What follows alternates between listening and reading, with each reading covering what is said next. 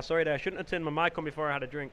Right, my name is Lewis Salim. If you haven't heard from me already in this competition, this is, I am one of the GB commentators and referees here at the World Championships, and now I am going to commentate on this match between the we're actually between the New Zealand and USA Masters teams. It's the wrong layover. We're just going to see if we can fix up that layout for you. It's Tanya Hartley here as well. So if you are joining us, we are trying to get up the men's masters for New Zealand and USA on our screen. That overlay is incorrect. I believe the pool picture is the correct one, but we'll get that working in a second.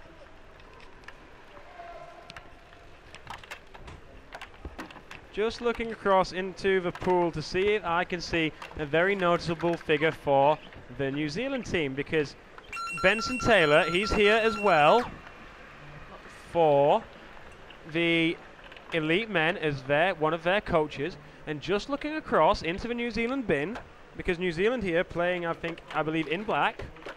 Yeah, New Zealand playing in black, and I don't see Benson Taylor. No, so he's not in this game. No, he's not in this game. So he's obviously speaking to those Kiwi Elite boys, as we have a beautiful swim here down the right-hand side by the USA.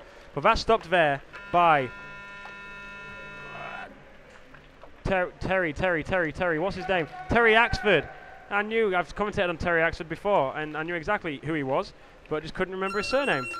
And we have the first stoppage of the game. Well, I'm kind of staying here. I wasn't able to find Chris Mead, so I was going to ask Chris to say, I'm going to stay here in the afternoon anyway, and if there's any assessors that would allow me to get in and do a game, then actually comment on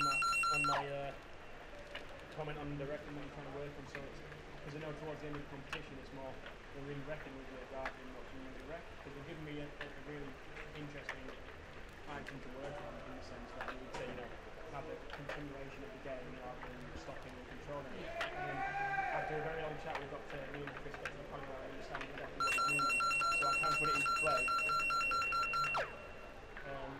But obviously, we said that that's what I need to do in some of the closer games rather than the. So it looks like we had some gloving there against New Zealand. When you can let it go and stuff. So just the refs resetting there for you. Rather than making it look like once we looked at like somebody else. And we're off again. So. Oh, sorry, that was gloving against USA.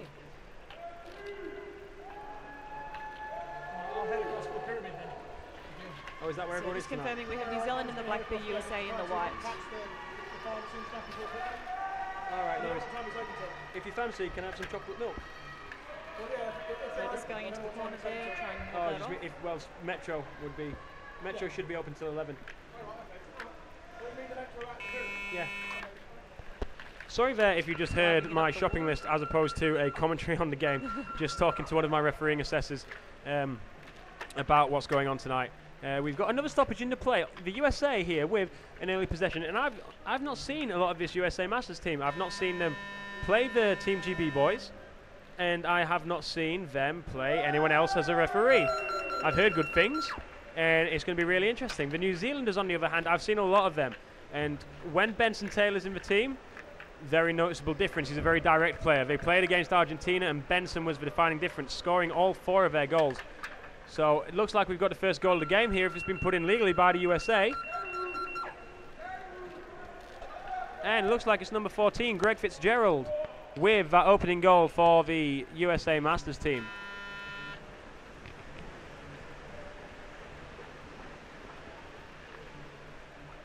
So New Zealand just getting the fresh bodies into the water.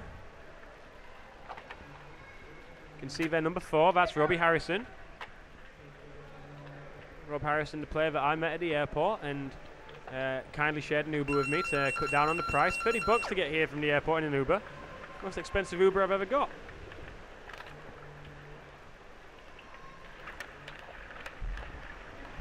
Puck brought to the side here by Terry Oxford. Terry Oxford, one of the better acting defenders here. He's coming up against the captain, Dave Kennedy. Dave Kennedy, owner of Can-Am Underwater Hockey and sponsor of this event here in and the owner of the Can-Am shop, who's the sponsor here at these World Championships. few people putting in the effort. Dave with Can-Am as we have another goal here. And it's a goal for number 7. Number 7 for the Americans is Yoshi Yamada. So USA taking an early lead in this one. Just being able to pile a bit of pressure onto the New Zealand men at this time. As they now go back to their end wall. You can just see there Omar Battle, the chief referee for this game, the referee from Turkey. And we're underway once again. Both teams heading out for the strike. Looks like it's going to be New Zealand who get there first to this one. Electing to just go for the 360 and change direction it'll play, drawing in the Americans. And this is a nice looking drive that's been initiated by the New Zealanders. Need to make sure they pass it off in support as they head towards the far side. Now cutting back in on the 45. That's a nice move. He's got support down with him, but he's too slow to get off the play. And he's tackled really well there by Gurkhan Pekos by Team USA, number 1.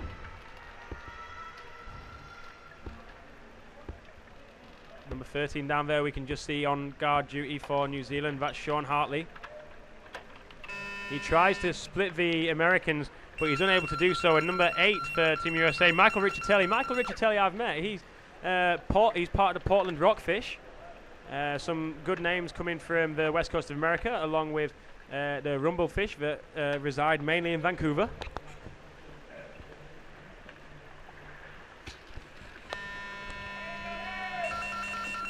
We go back underwater, so Riccitelli unable to get away with a puck there. I might have to go say hi to him after this match. It's the captain for New Zealand, Carl Brooks, trying to force a way through. Carl Brooks being one of the standout players of this tournament for that Kiwi team, along with Terry Axford.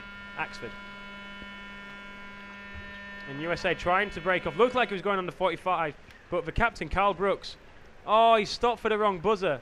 Oh, what a shame. Number 7 there, Yoshi Yamada trying to go away.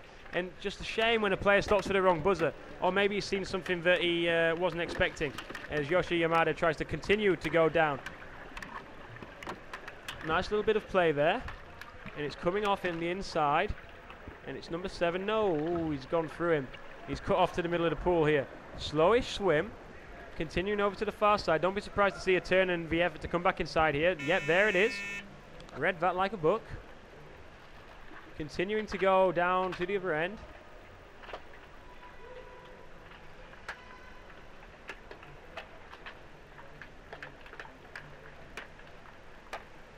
New Zealand containing the Americans in the corner. America doing a great job to stretch the play from their own goal to this one through that move off the wall under 45 after Carl Brooks lost possession. And seems like we've had another goal. Nope. Referee there indicating that's Rudolph.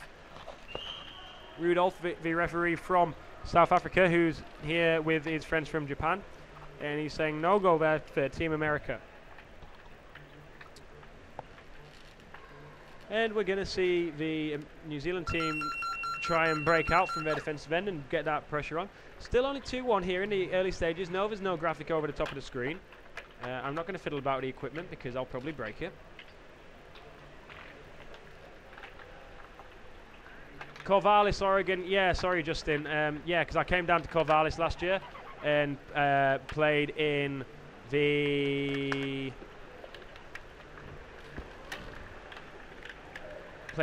potluck that they hosted. Nice little swim across the face of the goal and then cutting it back inside. Looks like it's number 11, Dave Kennedy, there with the goal.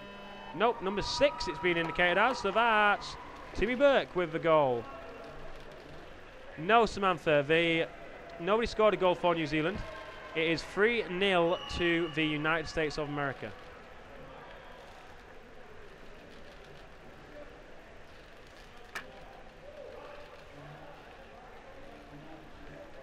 We're ready to get underway here once again. And I'm sorry for that missing commentary, Justin. I just kind of got a bit collared by somebody. Had to answer them a bit of a question. And then trying to keep up with the play here is now USA trying to break down the middle this time, showing their versatility across both divisions for Masters and Elites. Very impressed with the USA Elites in the games that I've refed and commentated on, especially the one last night against the French, getting a 1-1 draw. And a penalty save there by the Americans. Play being held up on that far side wall underneath the New Zealand subs bin. Referee Bruno from Argentina saying it's a stick infringement and it's going to go against the New Zealanders, as the New Zealand men are now signalling for their team timeout, and that is what is coming up here first of all. Yeah, sorry Sean, just a bit of a technical difficulty here with not being able to put the screen overlay on. I would have liked that, but there's the tech guys are just a bit busy just sorting out the preparations for the end of day. Unfortunately, the pool staff here kicking them out rather soon, not giving them much time to clear the pool side afterwards, which is a bit of a shame just for those later games. As soon as one of them becomes available, maybe at half time, I will get one of them to put the overlay back on for us. But I shall continue to tell you that. I'm just going to quickly nip up and find out just how long is left in the game for you. And then maybe start stopwatch. Yep.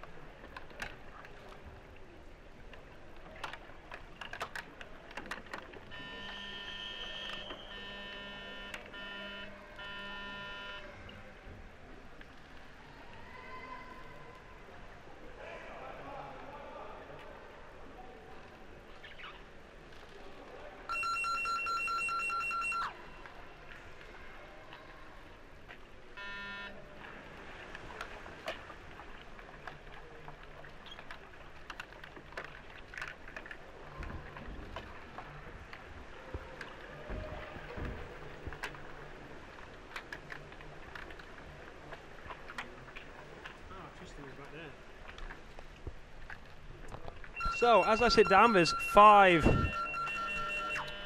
5 minutes left to go in this first half. So one more team with the Americans still to take their time out if required. And the technician I have already seen, he's going to make sure the overlay's put on after half-time. Unfortunately, he can't do anything before then. As we get underway once again, New Zealand advantage puck as they're underneath their own subs bin. They come off on the 45, most likely to cut back inside. No, tries to flick across. It's well cut out there by Gurkan Peksors. In the USA on a nice drive, being forced wide here, trying to get down the back wall, but New Zealand with the bat on it, trying to take it down into their defensive corner.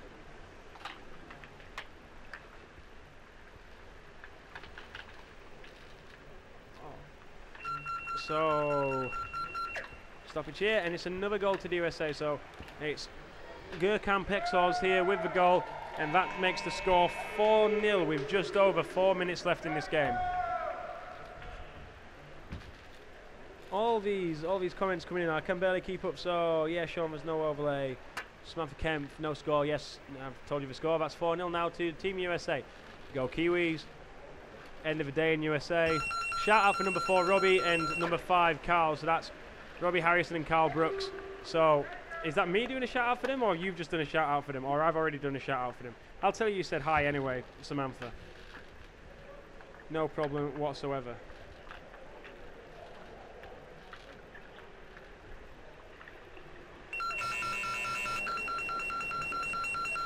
Stoppage once again as USA coming away with a puck on the attack there.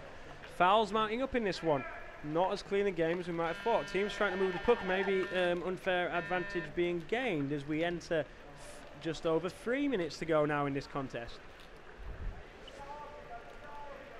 What began as an evenly matched contest, and the New Zealanders trying to come back into it at 2-0, sorry. They were trying to, they've got a bit of pressure, but then USA getting these 2 goals, just really distancing the sides and trying to put the game out of reach before we get to the half-time interval. No scoreline can be too much though. Bernie Tarling, the GB Elites coach, will tell you that, as his Elites managed to come back from a 4-0 down stage against New Zealand in Stellenbosch. And it's Dave Kennedy working really hard there on that left wing as they try to power the puck through down that wing. And it's a nice flick towards the goal tray. Not quite going the distance and being defended there by Carl Brooks. Carl Brooks gets the puck forward. And it's number 2 now. Number 2 for New Zealand, Raymond Goodger.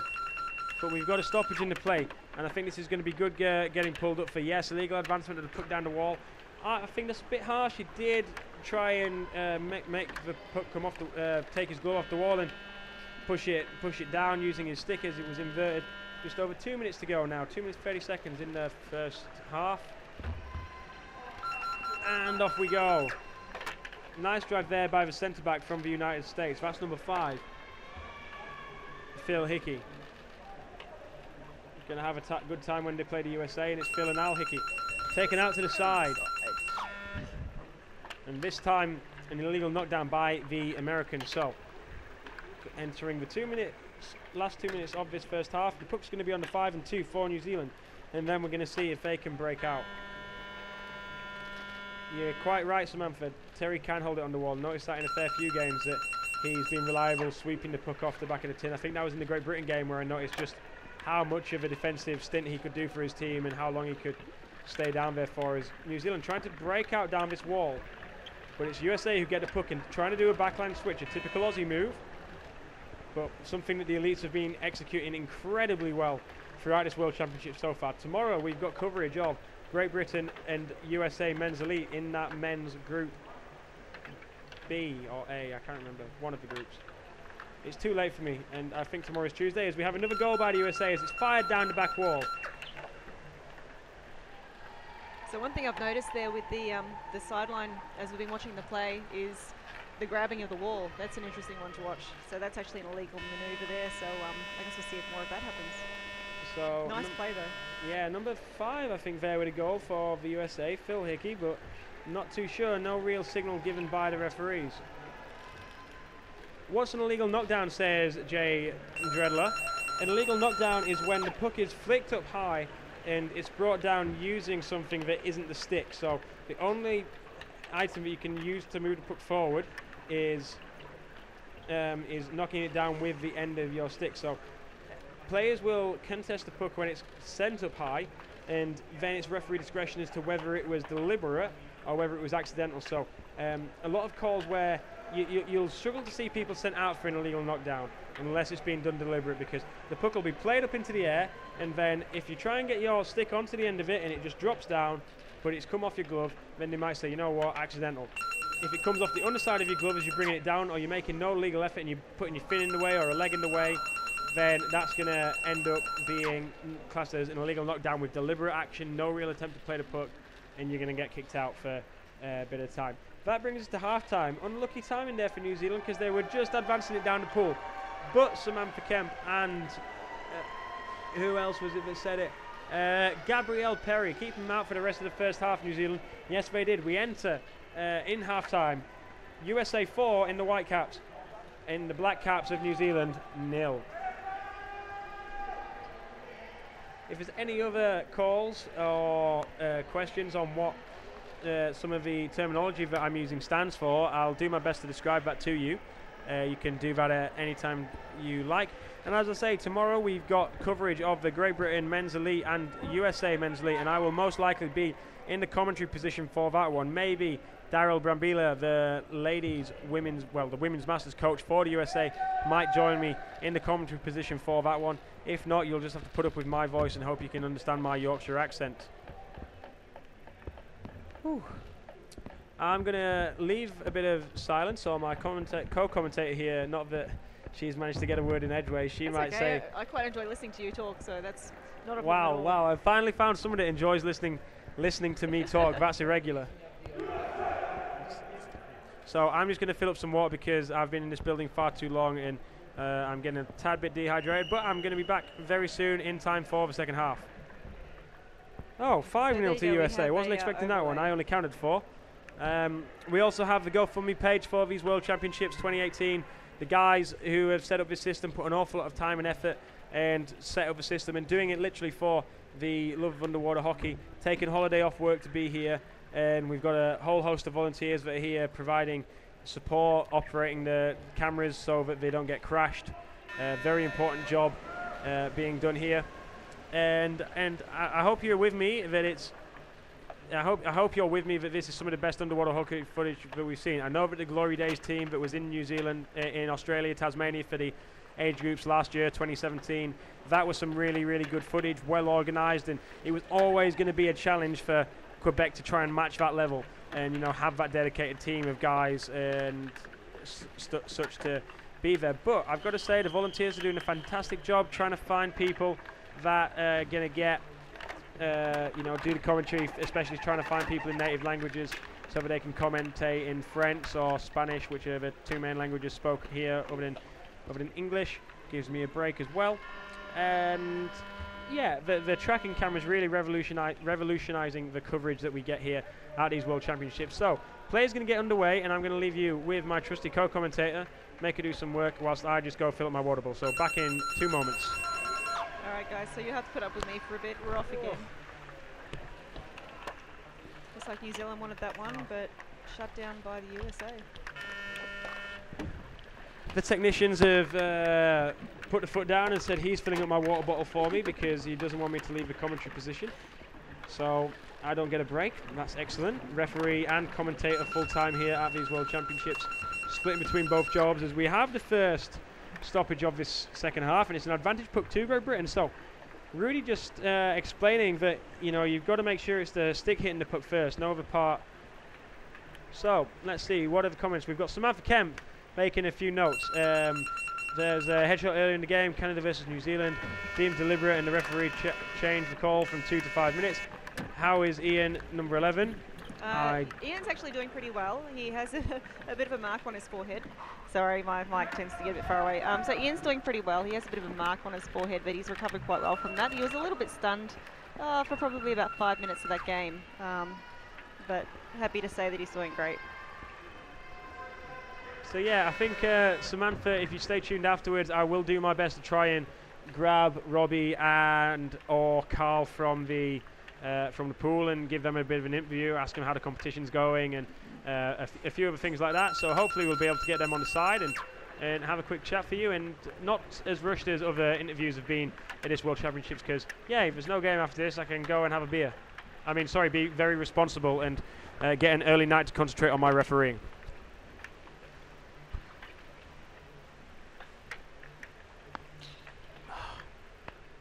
There we go. Thank you to the technician who went and got me some water. 13 minutes left to go. As you can see, we've got a fully functioning scoreboard and time clock as we have a stoppage here in the game.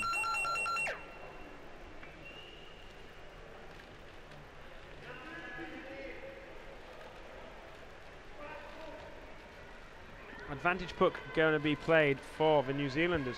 New Zealand having a few advantage pucks sorry, USA here, and nice work by the Americans throughout the first half. Let's see if we can start the second off with that same momentum of which they left the first. Obviously already a 5-goal lead. Great defensive work stopping the New Zealanders from scoring. Don't know if you've seen any of the other games today, but a lot of very close contests being fought out here. So that was breaking? Yeah, so that's a breaking call. The vertical, so try not to get confused. The horizontal twirling of the hand is an advantage signal. USA quick take, straight drive with a bent arm trying to force it through. You can see them battling on the edge of a tin there. Let's see what's being said. It might be a barge because, yeah, let out the back there, number 39, the referee, just indicating, you know what, you led with your head. You had the puck a bit too far back. New Zealanders weren't able to contest it fairly and flick it. Yes, Justin, I will try and grab Riccitelli, and I'll try and say hi to him and see if he remembers me. I've already seen his is it Kimmy? I think it's Kimmy from, she plays in Corvallis as well with Riccitelli. I met her and didn't recognise her with such short hair when I did the kit check the other day. Had to double check. There's New Zealand now trying to break down that wall. New Zealand obviously going for the wall game in this contest, whereas the USA trying to break it towards the middle. Similar to the tactics seen in the last match. Great Britain trying to go down the wall and Australia trying to come back through the middle.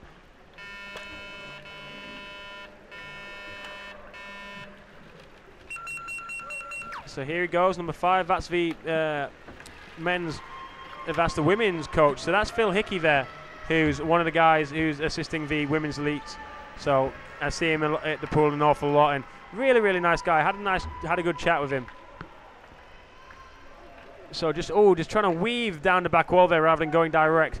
But the New Zealand defense just quite in tune to that. Real shame for this New Zealand team that Benson can't play in a lot of these matches, because he's a real difference maker to this team. Just the pace and the physical presence, and mainly his handling of the puck with his skills. He uses possibly the shortest bats that are allowed at the World Championships. They're really, really tiny. He can still get some super cool flick out of them. I used to play with him when I was a bit younger in an out-and-out forward, and never used to rely on my flick before I started moving backwards in the pool to centre, and I cover all positions now. But yeah, Benson, he designed a lot of these sticks when he was in the UK and had his shop called Bentfish, and it's called the Scalpel. So he said it was good for him because he could move the puck around and less people were able to make contact with him and stop him, so he was able to, you know, carry on through without being fouled. And obviously that was to his advantage because then he could carry on going and moving his stick through the crowd was quite good. So just probably about a puck and a half's width on that. So number 11, Dave Kennedy, the Can-Am owner and sponsor of the tournament, trying to break down the wall. The puck comes off to his teammate as he tries an underbody slant rather than a flick. There's number 5 there, Phil Hickey, comes out, tries to keep the play alive. Number 3 there for New Zealand coming away with a puck, that's Eric Hebner. And unfortunately signalled an illegal knockdown there by the referee. It is going to be an advantage puck to the USA.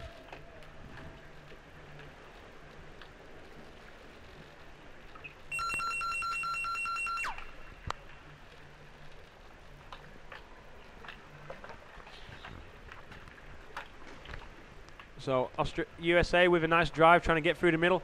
New Zealand able to defend against them really well, just not able to capitalising when they go through. But we've got a stoppage here in the play. And it's another barging or obstruction foul call against the USA. So we're seeing a fair few fouls being given throughout this game as we get towards the halfway stage in this second half. Just over 8 minutes to go. And no chuck-outs yet, so plenty of stoppages and no chuck-outs. So the referee's just deeming that it's all content of trying to get to the buck and just try and go. Oh, nice little way to split the defenders there. Unfortunately, one more waiting in behind, so there's no way through. But the New Zealanders with a chance to swim. Oh, nice little move under the body there. But again, the USA defender, there's always just seems to be one holding off and waiting to see what they do. So when they beat the first man, the second one's there to pick it up and react to it that little bit faster than the attacker. But some beautiful stick moves being used here by the New Zealanders. Puck's out on the far side barrier wall. Just taking the time to swim down. Men in the middle for the USA, but it's cut out well by the New Zealanders. This might be an illegal knockdown by the Kiwis. As we look across. Oh, and here we go. First chuck out of the game. It's as if Rudolph was listening to me. You're right, Gabrielle. I think Ferraris will come and soon. Been a fair few calls of some nature. We'll get an exact read of who that is that's come out. Some of the USA caps are a bit hard to read. And it's Timmy Burke, number 6 for the USA, who's the first guy to sit in the bin. So 6-on-5 power play for the Kiwis as they start to roll their way down the wall. Stoppage in the play, so there's going to be a reset here of the puck. And it's going to be a New Zealand feed. Talking as if it's rugby. New Zealand strike at the advantage puck.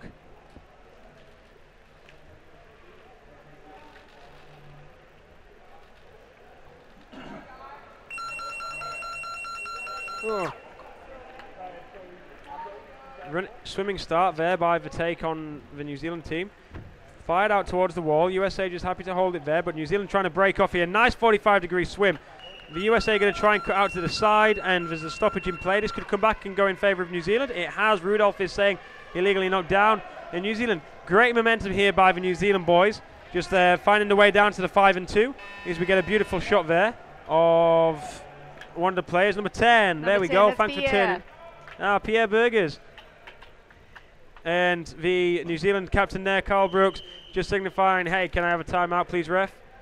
And it's going to be a black timeout. Oh, it's been given as a white timeout, but it's the black team that have asked for the timeout here. So, mistaken identity there. Make sure they're done. New Zealand is going to get together and say, hey, guys, the game might be away from us because there's only 6 minutes left in this half, but we need to get some momentum. You know, we can't leave it down to Benson. We are more than just him in this team. Okay, so let's make sure we're down on the bottom, support each other. Let's get the drive on the tin going. It's 6-on-5. Let's make this count. Because it might be that on a later game, when it's closer, they need to make all these opportunities count, as have so many of the teams that I've commentated on. So you got a comment there that Pierre had an individual warning, I believe. He actually hasn't been sin-binned at all this Worlds, so...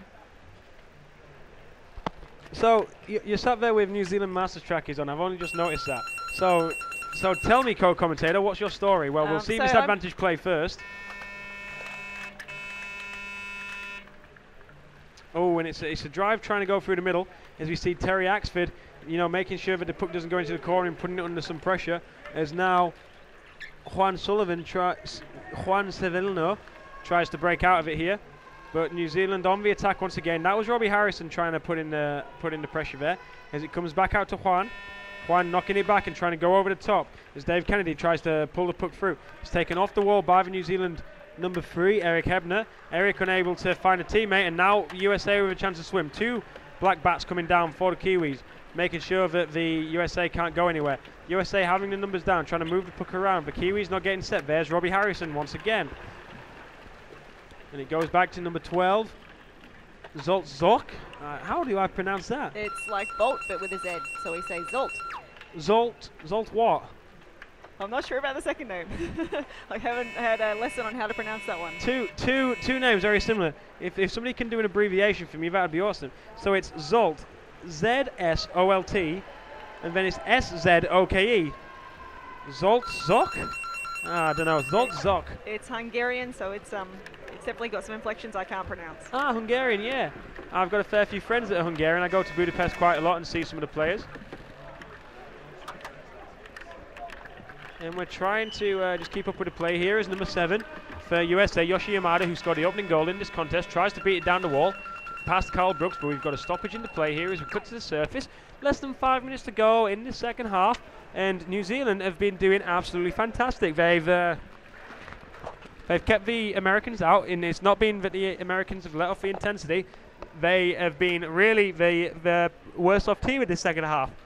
They've been penalised numerous times, and New Zealand just seem to have a real rock steady ship, and they're making sure they don't give away as many fouls, and as well they're able to keep the most of possession and put together nice drives, and the USA are getting drawn into the fouls and being penalised for them. So it's a very, very well game managed by this New Zealand Masters team. Yeah, Samantha, we were just discussing that he might be that he's from Hungary, and that was quite interesting. It's interesting to see where these where different players come from throughout the World Championships. It turns out in the men's elite squad, who played France yesterday, the American that saved the penalty was indeed French, and the guy who scored the goal, and I think that might have also been a penalty, he was French.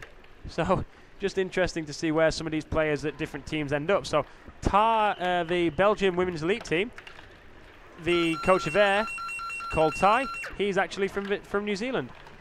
So Terry Axford there sent out onto the side, not seeing what the foul was there, but referee's just sending him out, and we've got a stoppage in the play. What's Rudolph going to say here? Unsportsmanlike conduct on the flick off the strike, as we see, is that number 4? Can't be number 4. The USA don't have a number 4. 14 maybe. Greg Fitzgerald.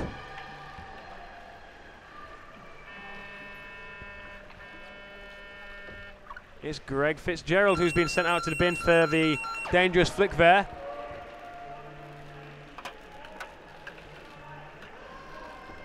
And we're going once again.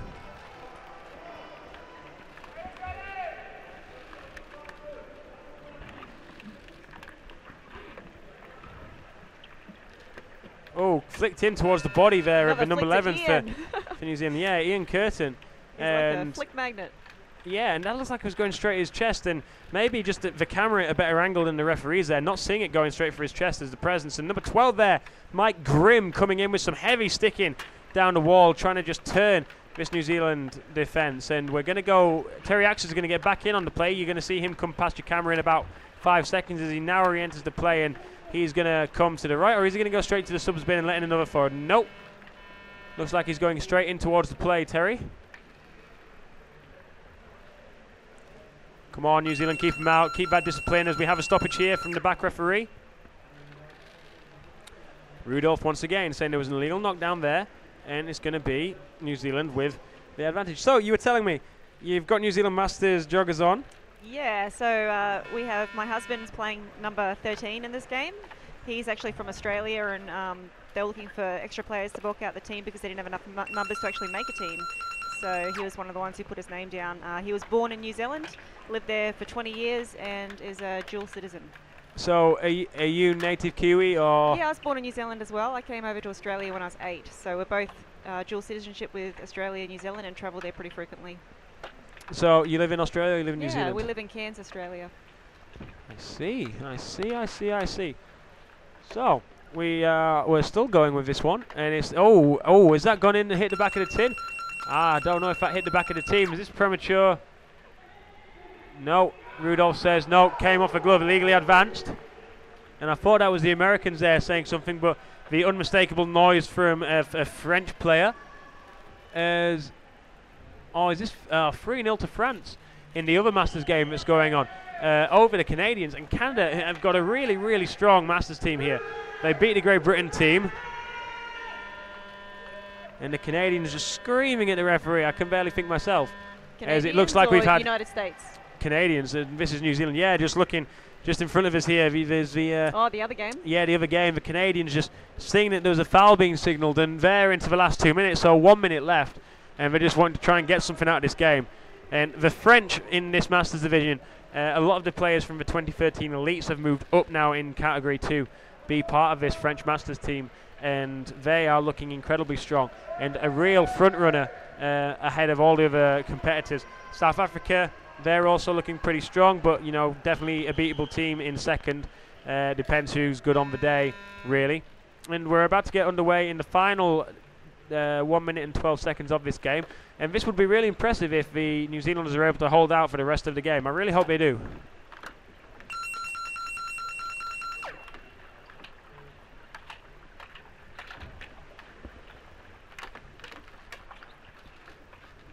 So to answer your question, Gabrielle, it's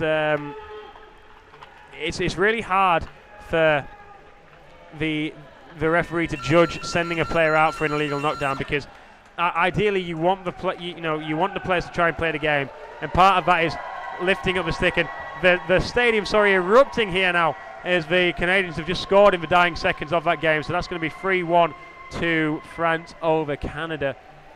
And yeah, it's so when you're trying to play the puck, obviously you don't want it to disrupt play too much. But the illegal knockdowns, it depends where they are. If it was New Zealand attacking the goal of the Americans, then yeah, you're more likely to see a player chucked out if it's anything close to being deliberate or laziness from those players.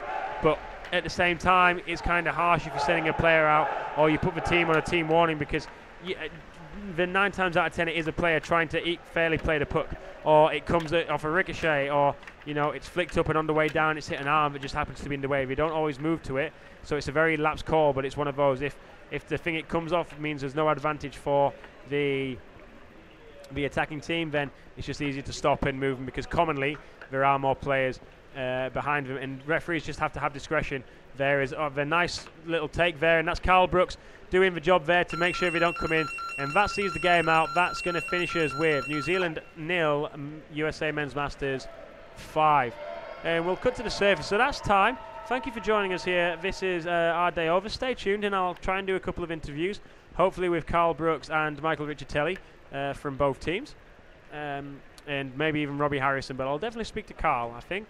And I'll try and remember who it is that wants me. So it's Gabrielle who wants to see Carl, and somebody that wants to see Riccitelli. So stay tuned, and hopefully those interviews will be coming up right after this.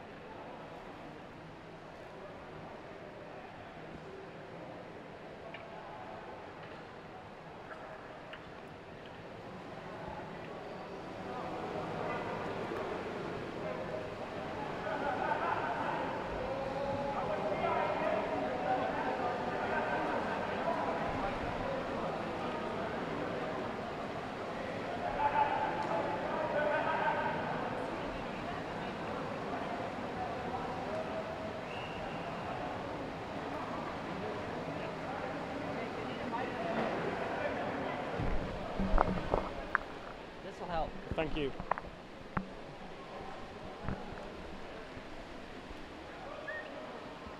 Am I on here?